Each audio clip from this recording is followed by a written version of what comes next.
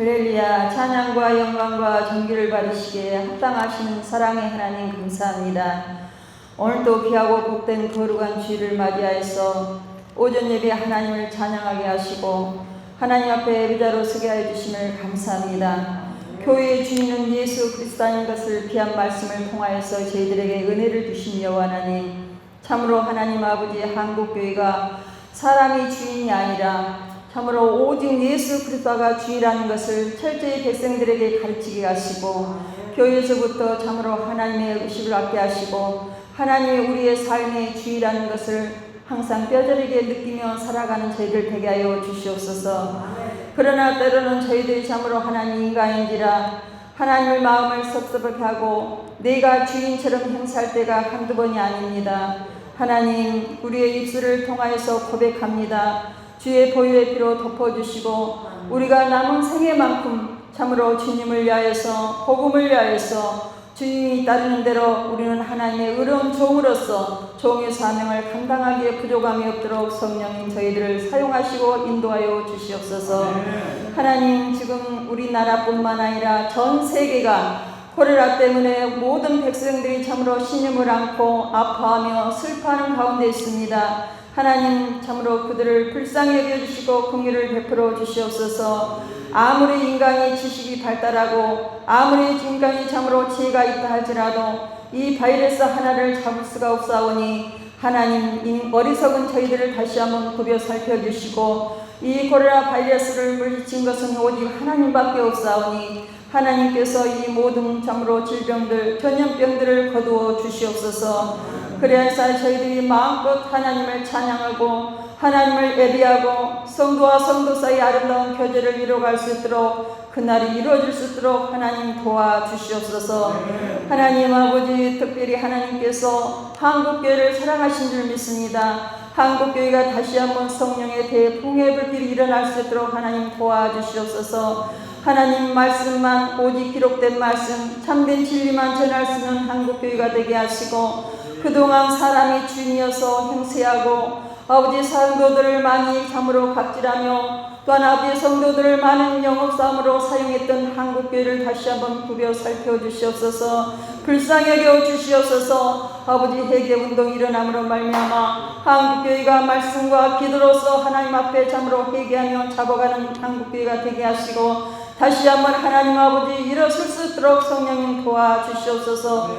너희는 이 세대를 본받지 말라고 기록된 말씀과 같이 우리가 이 세대를 본받지 않기 위해서는 하나님 진리 대신 참된 예수 그리스도를 더욱더 깊이 알아야 됩니다. 부활의 예수를 만나야 됩니다. 우리가 개인적으로 참된 그리스도를 만나야만이 우리가 살 수 있사오니 참으로 하나님 아버지 개인 한 사람 한 사람 기억하여 주심으로 말미암아 예수 그리스도를 만나게 하시고 참으로 그리스도의 향기를 풍길 수 있는 사랑하는 성도들이 다 되게 하여 주시옵소서. 우리 등대교회를 사랑하신 여호와 하나님 감사합니다. 등대교회가 지금까지 지켜주신 하나님 은혜, 오직 참으로 교회의 주인 되신 예수 그리스도께서 성령의 힘으로 말미암아 지금까지 이끌어 오신 것을 감사합니다. 하나님, 우리 등대교회를 향하시는 하나님의 계획과 섭리가 아름답게 이루어지기에 부족함이 없게 하시고 참으로 하나님 아버지 등대교회 사랑하는 성도들이 오고 가는 길 참으로 지켜주시며 뿐만 아니라 이 교회에 와서 오는 모든 심령들마다 부활의 예수를 만나게 하시고 참된 기쁨을 얻을 수 있도록 하나님 교회를 축복하여 주시옵소서. 우리 등대교회를 사무지 사랑하신 하나님, 이 시대에 참으로 하나님 아버지 구제하며 선교하는 교회로 쓰임받게 하여 주심을 감사합니다. 많은 선교사님들을 또한 파송하게 하여 주심을 감사하며 많은 선교사님들에게 기도와 물질로 후원할 수 있도록 아름답게 귀하게 쓰임받게 하여 주심을 감사합니다. 하나님 아버지, 우리 등대교회는 마지막 이 시대의 남은 교회로서 참으로 하나님 많은 선교사님들을 파송하게 하여 주시고 또한 그에 필요한 모든 물질과 재정도 하나님께서 관리하여 주시옵소서. 지금도 이 시간에 코로나 바이러스 때문에 고통을 당하고 계신 우리 선교사님들을 보호하여 주시옵소서. 교회를 붙잡아 주시옵소서. 성도들을 붙잡아 주시옵소서. 우리 선교사님들의 신병과 가족들을 또한 보호하여 주시사 어서 빨리 자유롭게 참으로 하나님 복음을 마음껏 전할 수 있는 우리 선교사님들의 사명을 감당하기에 부족함이 없도록 축복하여 주시고 특별히 우리 등대교회에서 파송하시는 우리 재경 목사님 부부를 기억하였사 어서 빨리 참으로 콜레라가 짬으로 사라짐으로 말미암아 원하고 바라는 선교제 사역에 가서 마음껏 선교할 수 있도록 길이 열리고 문이 열리는 역사가 임할 수 있도록 성령님 도와주시옵소서. 오늘 또 이 자리에 참석하는 사랑하는 식구들 함께하여 주시고 특별히 우리 등대교회 사랑하는 가족들 중에 육신의 질병으로 고통당하여서 이 자리에 참석지 못한 성도도 있습니다. 힘 도와주시옵소서. 치료하여 주시옵소서. 특별히 저희들 또한 원하고 기도하는 제목이 또 드렸습니다. 국회에서는 그렇게도 할 일이 없는지 하나님 아버지 차별금지법을 위해서 통과하기 위해서 온갖 고통을 기회를 다 짜고 있사오나 아버지 차별금지법만큼만 하나님이 막아주시옵소서. 이것은 참으로 나라가 망하는 것이고 백성들이 망하는 것인 줄 믿사오니 차별금지법만큼만 하나님께서 막아주시고 참으로 내 자녀들과 후손들이 잘 살 수 있는 민족이 될 수 있도록 하나님 축복하여 주시옵소서.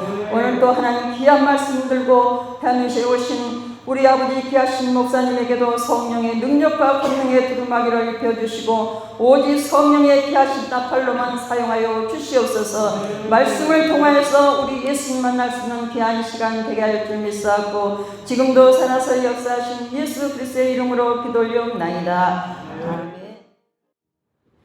하나님 말씀은 신약성경 로마서 12장 1절부터 2절까지입니다.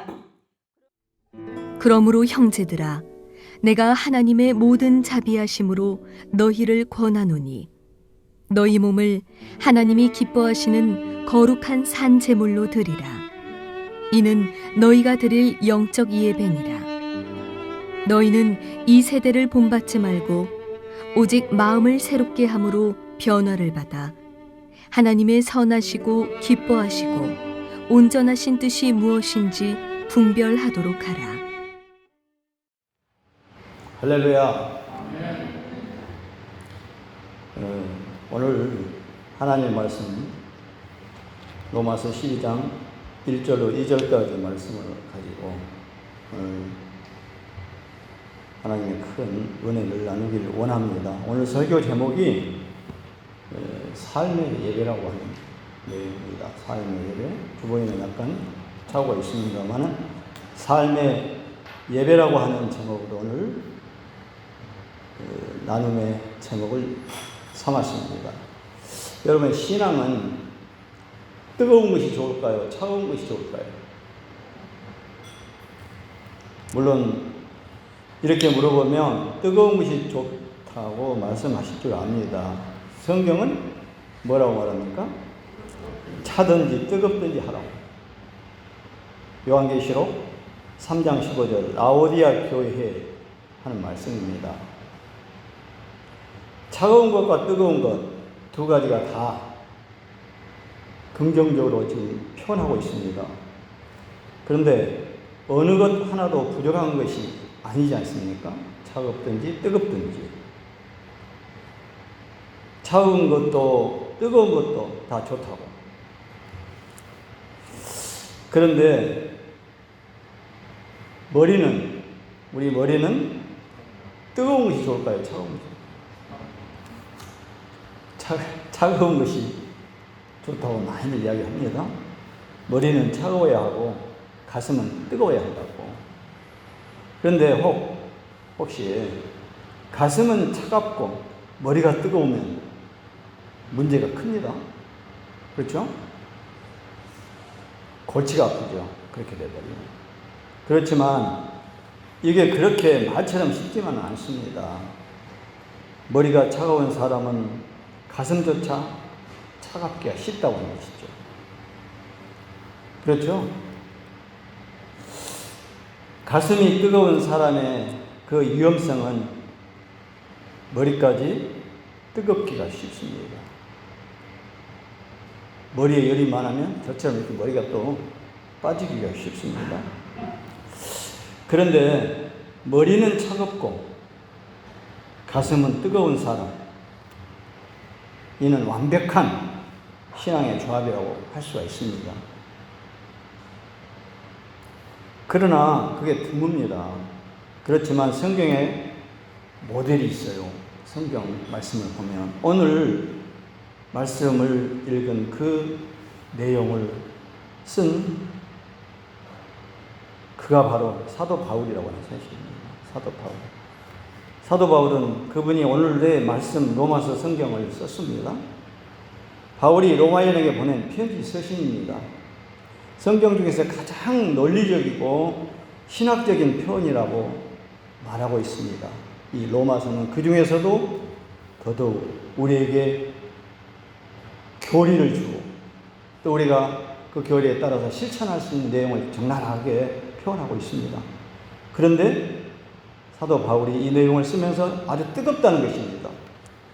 복음에 대하여 열정적으로 차가운 머리와 뜨거운 가슴을 가지고 적은 성경이 바로 곧 오늘 바울이 써서 우리에게 전한 서신인데 이 로마서 12장 1절로 2절 가지고 오늘 우리가 나눌 것입니다.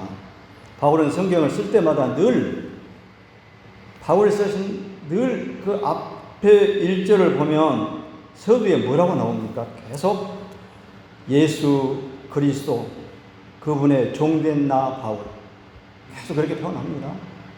종된 나 바울이라고. 그리고 그 다음에 이제 사도로 부르심을 받았다고 이렇게 적어가고 있죠.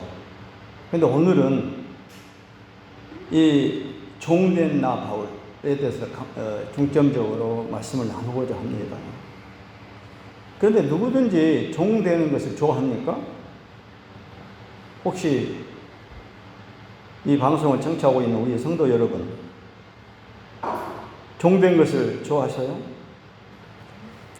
누구누구의 종된 것, 우리 선조들, 특히 우리 선조들 아주 싫어했습니다.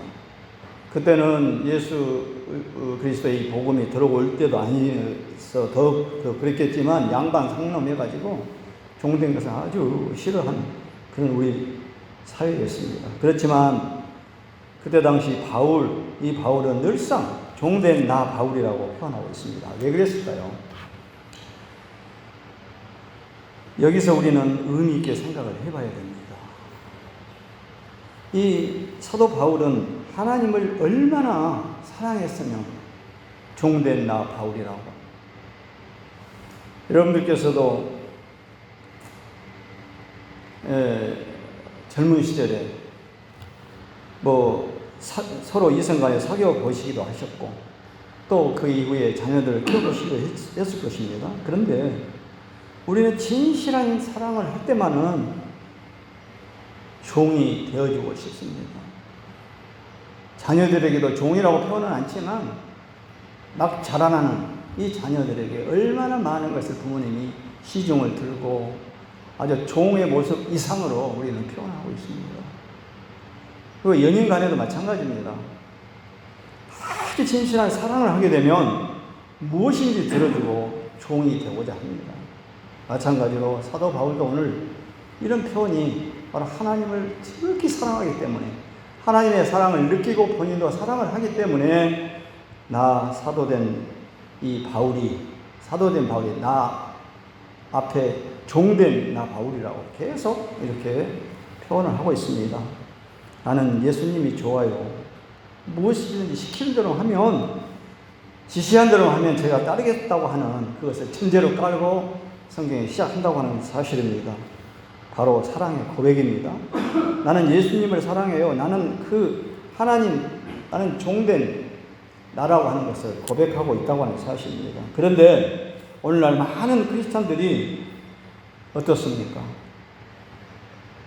말로 또 그래 이론적으로 다 종된다고 말합니다. 그러나 하나님을 얼마나 많이 이용하고 있습니까? 그런데 그 하나님은 그것도 용납하시고 우리 모두를 사랑해 주고 계십니다. 그러면 오늘 하나님의 말씀 로마서 12장 1절부터 2절까지 이 성경을 다시 한번 쉬운 성경, 아까 방금 이 말도 다 알아들을 수 있지만 쉬운 성경을 한번 제가 한번 읽어보도록 하겠습니다. 쉬운 성경. 그러므로 성도 여러분, 나는 하나님의 자비로서 여러분에게 권합니다. 여러분의 몸을 하나님을 기쁘시게 하는 거룩한 살아있는 제물로 드리십시오. 이것이야말로 여러분이 드려야 할 영적 예배입니다. 여러분은 이 세상을 본받지 말고 마음을 새롭게 하여 변화를 받으십시오. 그러면 여러분은 하나님의 선하시고 기뻐하시고 온전하신 뜻이 무엇인지 분별할 수 있게 될 것입니다. 그래서 구원받은 자가 어떤 자세로 살아야 하는가라는 질문에 대한 답변이라고 할 수가 있습니다. 구원받은 자. 오늘 12장 1절 2절인데 11절까지는 구원에 대하여 우리 그리스도 교회 교리에 대해서 쭉 쓰고 이제는 12절부터 어떻게 실천할 것인가를 지금 적고 있습니다. 바울은 그것이 바로 성도의 영적 예배라고 오늘 1절에서 결론을 지었습니다. 오늘 나누고자 하는 말씀 예배라고 하는 것은 교회에서 드리는 것만이 아니라 우리의 영혼과 전 인격을 포함한 예배, 삶의 제사, 일상의 삶 전체가 드려져야 한다고 하는 것이 바로 결론의 부분입니다. 오늘 이제 하나님의 말씀 거의 이 정도면 우리가 다 이야기한 것 같기도 하죠. 그러나 여기서 우리가 말씀을 다 끝낼 수는 없고 다시 한번 천천히 한번 적나라하게 새겨보도록 하겠습니다.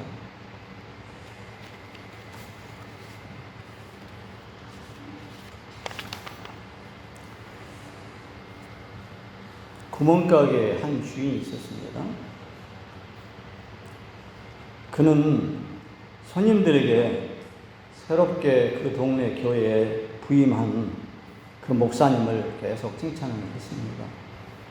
왜 그랬을까요? 그 목사님은 참 훌륭한 분이시라고, 또 설교를 참 잘하신다고 이렇게 구멍가게 주인이 계속 칭찬을 했습니다. 어떤 손님이 물었습니다. 얼마나 설교를 잘하시는가요? 이렇게 물었어요. 좌우간 잘 하신다. 잘지간 잘해요. 이렇게 그 구멍가게 그 주인이 말했어요. 지난주에 목사님이 어떤 설교를 하셨습니까? 라고 또 손님이 물어봤어요. 그러자 주인이 대답했어요.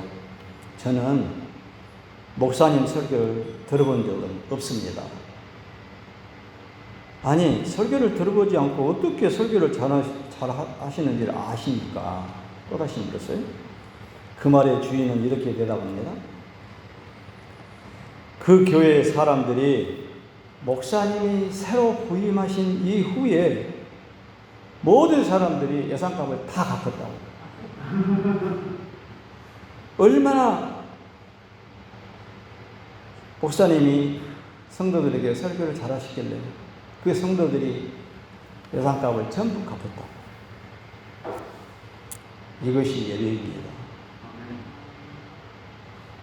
일상의 삶에서 신앙의 향기가 나타나지 않는다면 신앙은 자기만족이라고 할 수가 있겠죠. 성도의 능력은 일상의 산 제사, 즉 삶으로 나타나야 된다고 하는 사실입니다. 그러기 위해서 우리가 예배를 드리고 예수를 믿고 궁극적인 목표 지점은 천국이겠지만 이 세상의 삶 자체가 천국의 삶이 되어야 된다고 하는 사실입니다. 그런데 우리가 신앙생활을 하지만 신앙생활을 하지 않는 사람들은 우리가 교회에 가서 뭘 하고 있는지 관심은 없습니다. 사실은 관심이 없어요. 그런데 우리가 교회 밖에 나와서 어떻게 하는가를 봅니다. 우리가 어떻게 하는가를.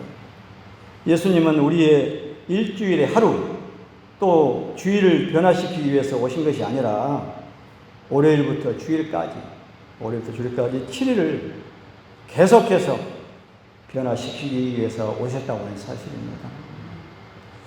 썬데이 하나님 하려고 썬데이 크리스찬 하라고 예수님이 십자가에 못 박히신 것이 아니라 우리의 삶, 우리의 모든 삶을 회복시키고 변화시켜서 이 땅에 천국의 삶을 누리라고 오신 것입니다.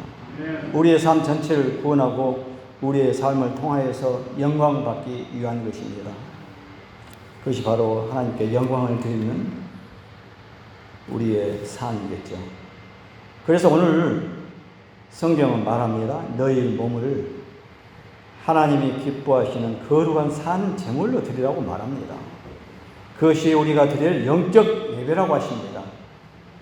산 제물 혹은 산 제사라는 말은 말 그대로 살아있는 예배를 말합니다. 너희 몸을 드리는 산 제사, 삶을 드리라는 것을 다른 말로 표현하면 일상이라고 말할 수 있을 것입니다. 너희 몸을, 너희의 삶을, 너희의 일상의 현장에서 산 제사, 살아있는 예배를 드리는 이것이 너희가 드릴 영적 예배라고 말합니다. 여기서 몸은 두 가지 의미를 담습니다. 소극적인 의미로는 말 그대로 죄의 본성을 가진 인간의 몸입니다. 정욕이 다스리는 몸이라고 하는 것이죠. 둘째로 적극적인 의미에서는 우리의 삶을 말하는 것이라고 하는 것이죠. 몸과 영, 완전히 반대의 개념이고 반대의 영역인 것 같습니다. 그런데 말씀은 그것을 하나로 연결하고 일치가 되어야 된다고 하고 있습니다. 무슨 말입니까? 진정한 그리스도인은 몸 따로 영 따로, 교회 따로 세상 따로, 주일 따로 주중 따로 이분법적으로 살지 않는다는 것이죠. 물론 쉬운 일은 아닙니다. 그러나 우리는 성령 안에서 부단히 싸워 나가는 것입니다. 거룩한 산 제사라고 할 때 거룩이 바로 그것입니다. 거룩은 기도실에서 매일 두세 시간씩 기도하는 것이 거룩입니까?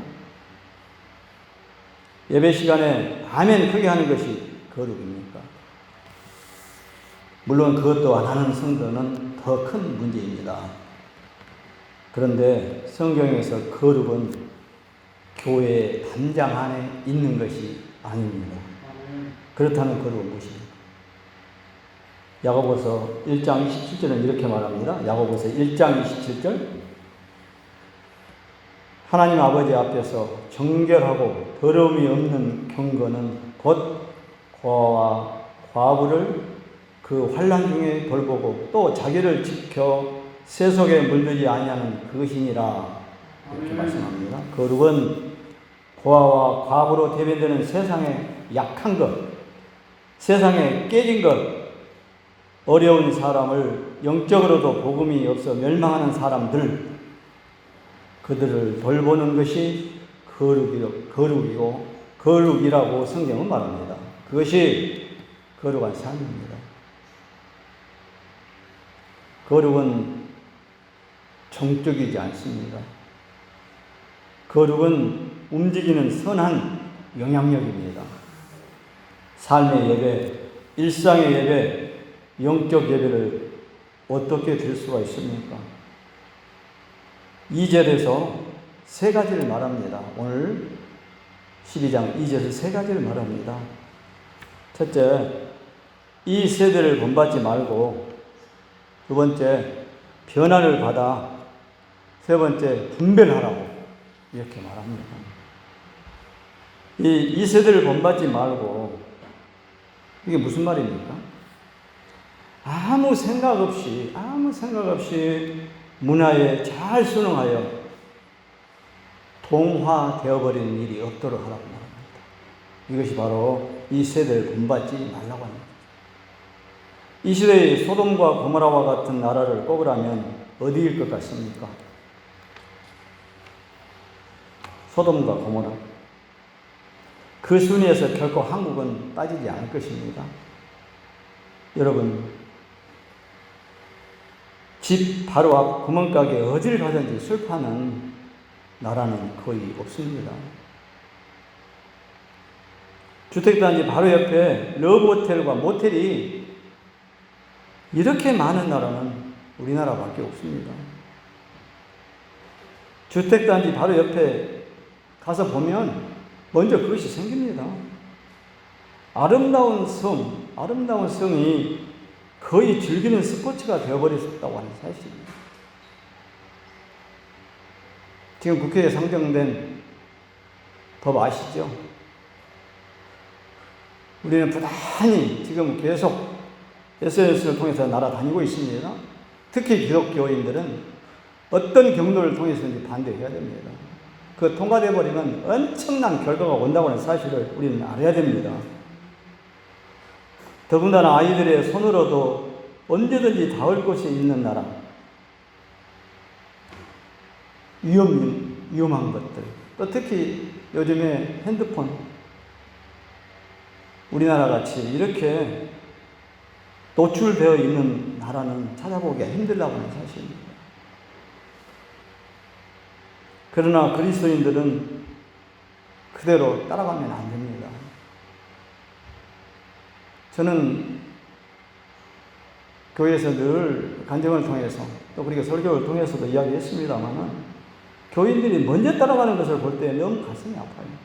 먼저 따라가 모든 문화가 편리하니까 물론 이해도 되지만 그래도 우리는 구별된 삶을 살아야 된다고 하는 사실이죠. 또 세상이 편법을 쓴다고 해서 그리스도인들이 그것을 따라서 하면 안 된다고 하는 사실입니다. 그것은 바로 정직해야 된다고 하는 사실이죠. 정직해야 된다. 어느 장로님이 회사에서 공금횡령을 한 것이 밝혀졌습니다. 돈을 추적해 보니 일부가 교회 헌금으로 들어가 있었어요. 그 헌금이 하나님께 영광이 되었겠습니까? 아무리 많은 돈을 했다 할지라도 하나님께서 받지 않으시는 불의한 재물이 되어 만다는 것이죠. 그것은 결코 삶도 예배가 아니고 교회 안에 들었던 그 헌물도 받으실 수가 없다고 하는 것입니다. 하나님을 욕되게 하는 것 바로 그것입니다. 두 번째로 변화를 받아서라고 하는 것을 한번 우리가 새겨보도록 하겠습니다. 헬라어로 메타모포시스라고 하는 말이 있어요. 메타모포시스. 그 단어는 그리스 어원의 뜻을 찾아보니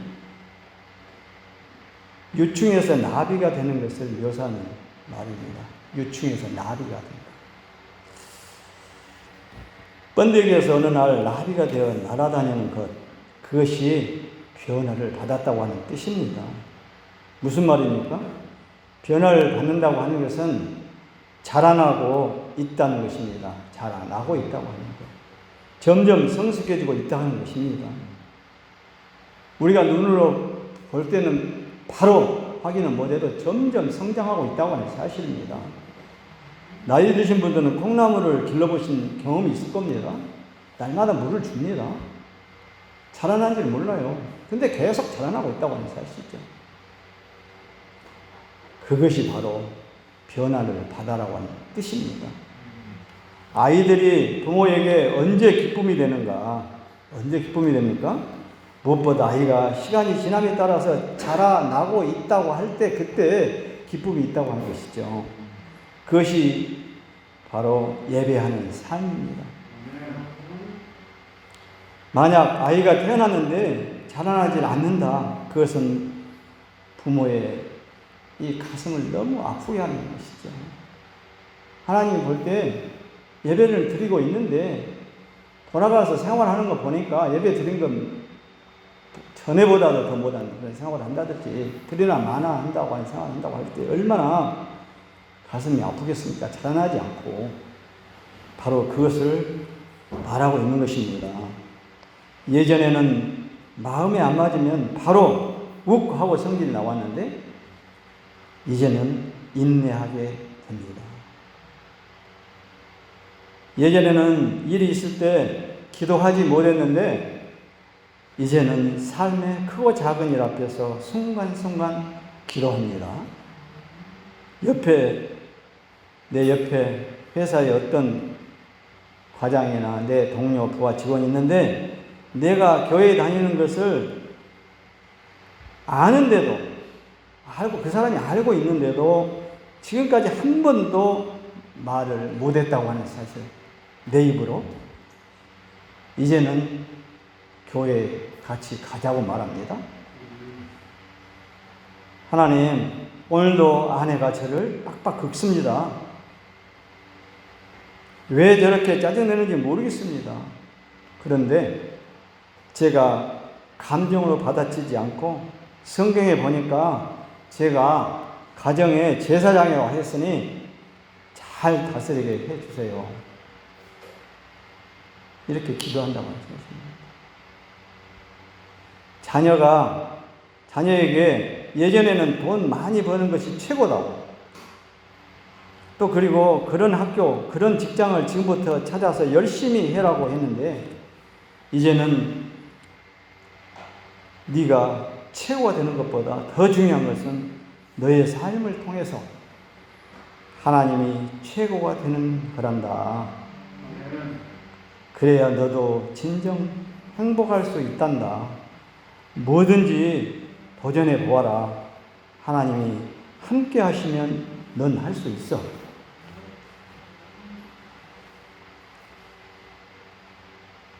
유충에서 나비가 되듯 변화하는 그리고 자라나는 모습, 그것이 하나님 앞에 드리는 예배의 삶입니다.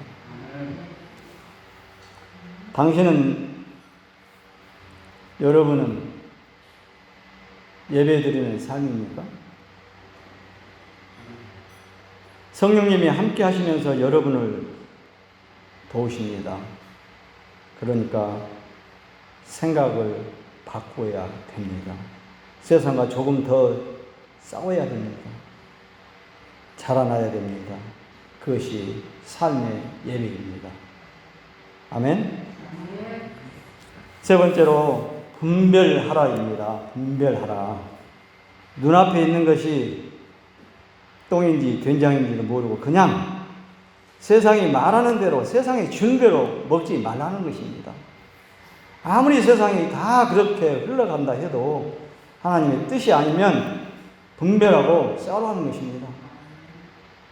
단단한 히브리서 5장 14절 보면 히브리서 5장 14절 단단한 음식은 장성한 자의 것이니 그들은 지각을 사용함으로 연단을 받아 선악을 분별하는 자들이니라 이렇게 말씀합니다. 왜 분별이 잘 안 되는가요? 순수하지 않기 때문입니다. 내 아내는 욕심이 있고 사리사욕이 있으면 분별이 잘 안 되는 것입니다. 사기꾼이 제일 힘들어하는 사람이 누군지 혹시 아십니까? 사기꾼이 가장 힘들어하는 사람. 최영탁 미궁의 눈이라고 하는 그 책 속에 나오는 구절이 있습니다. 소개합니다. 그 내용입니다. 엄밀하게 따지면 사기의 시작은 사기꾼에게 있지 않고 원하는 것을 정상적이지 않는 방법으로라도 얻고 싶은 인간들의 탐욕에 있다. 사기꾼에게 가장 어려운 상대는 똑똑한 사람이 아니라 탐욕이 없는 사람이다. 그러나 다행히 탐욕이 없는 사람은 몹시 드물기 때문에 사기꾼이요. 사기 여부의 전망은 매우 밝은 편이다. 이렇게 적고 있습니다. 사기꾼의 가장 어려운 상대는 똑똑한 사람이 아니라 탐욕이 없는 사람이라고. 의미가 있는 말이죠. 세상을 잘 안다면서 온갖 테크닉을 부리는 사람은 마귀가 제일 속이기 쉬운 사람이라고 하는 것입니다. 그런데 하나님의 말씀 앞에 우직하게 서 있는 사람, 우직하게 하나님의 말씀만 믿고 서 있는 그 사람, 여간에서는 넘어지지 않습니다. 하나님을 붙잡는 순수한 중심점이 있으면 분별하게 됩니다. 거룩하다의 뜻이 구별되다라는 뜻인데 어떻게 구별되는가? 분별할 때 구별됩니다. 구별된 삶을 살려면 분별할 줄 알아야 한다고 하는 사실입니다. 사랑하는 성도 여러분, 성경에서 우리 예수님이 다시 오실 때에 주중에 오십니까? 주일에 오십니까? 주중에 오십니까? 주일에 오신다고 합니까? 성경은 주중에 직장에서 일하고 있을 때, 가정에서 아이를 돌보고 있을 때, 삶의 노상을 걷고 있을 때 오신다고 합니다. 삶 속에서 주님을 맞을 준비가 되어 있으십니까? 우리 등대교회 예배는 교회를 나가면서 다시 시작한다고 하는 사실을 명심하시기 바랍니다. 아멘. 우리는 스스로에게 묻고 답을 해야 됩니다. 예배는 언제 어디서 드리는 것입니까?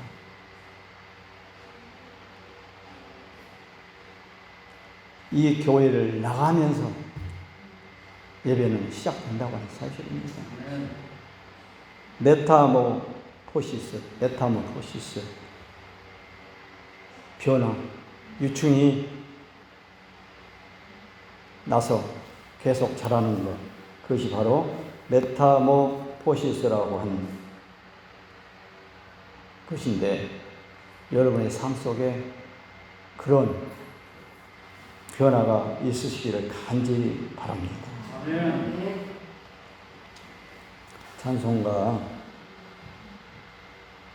하시기 전에 기도하겠습니다. 사랑의 하나님, 오늘 귀한 말씀을 주시고 저희들에게 삶 전체를 주님께 드리기를 원하는 귀한 말씀을 새겨보았습니다. 이제 저희들이 이렇게 살기를 바랍니다. 하나님께서 저희들을 도우실 것으로 믿습니다. 저희들의 매일의 삶, 일상의 삶, 자고 먹고 일하고 노는 모든 삶을 하나님께 바쳐진 삶으로 드리기를 원합니다.